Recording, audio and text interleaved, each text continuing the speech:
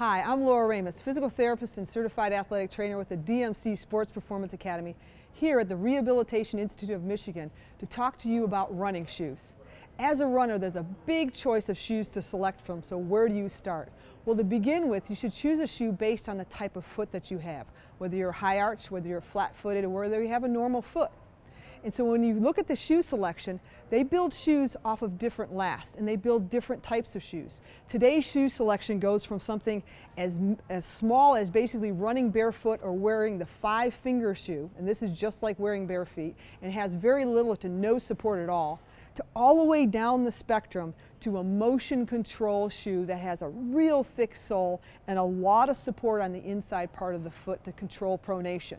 Now, in between these two ends of the spectrum are where the majority of runners should select their shoes from.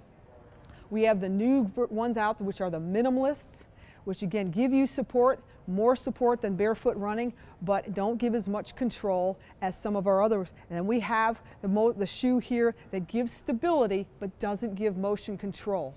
So this is the spectrum from little control, running barefoot, all the way to a lot of motion control. And most of us will choose somewhere in this middle range. So where do we start? If you have a high arched foot, your foot is shaped like a kidney bean. It is a curved last. So when we look at the shoes that manufacturers make, they make them off of 3 lasts. The first looks like a curved last. When we look at the bottom of the shoe and draw a straight line up this shoe, a lot more of the inside or the big toe side of the shoe is on the inside of the foot. This is more of a curved type of foot position. This is the type of shoe that a high arched foot would fit into and feel comfortable with. If someone with a flat foot tried to put their foot in this shoe, they'd feel uncomfortable. They'd probably develop a blister in this shoe. If you have a normal foot, your foot would go in what we call just a regular last or a curved last, not a full curved last, just a semi-curved. So when we look at the bottom of this shoe, it still shows some curvature, but much, much less curvature than this one. So this would be a semi-curved, and this would be the majority of the feet that are out there running that would fit into this type of last. Finally is that flat-footed person. That flat-footed person, their foot when it hits the ground is completely flat in a straight position. And so the straight-lasted shoe is built for that flat-footed position. So when we draw that straight line up this shoe, you'll see equal sides of the big toe to the little toe side of the shoe. And that's the type of shoe that a person with a flat foot will choose.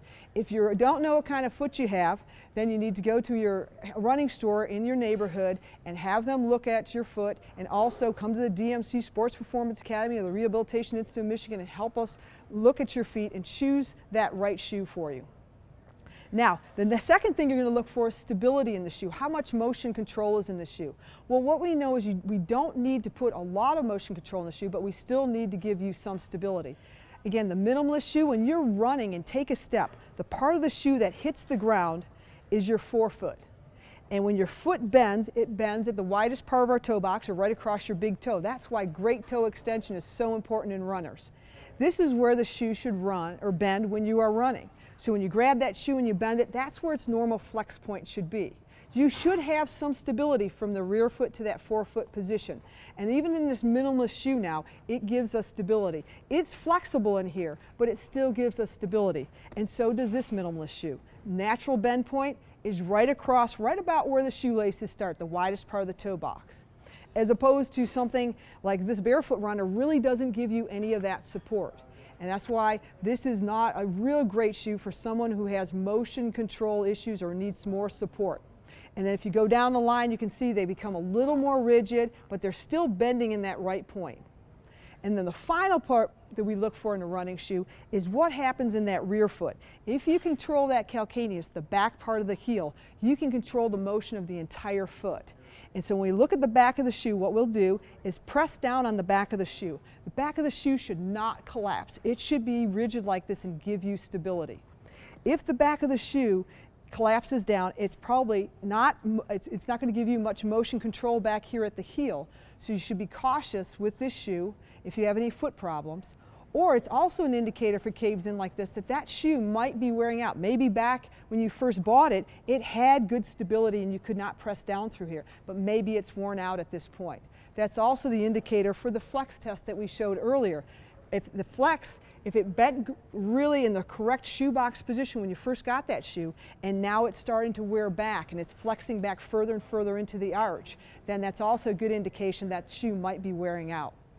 So next time you go pick your shoe out, recognize what type of foot you have and match your foot type up to the shoe, and you'll have a much safer run and effective run.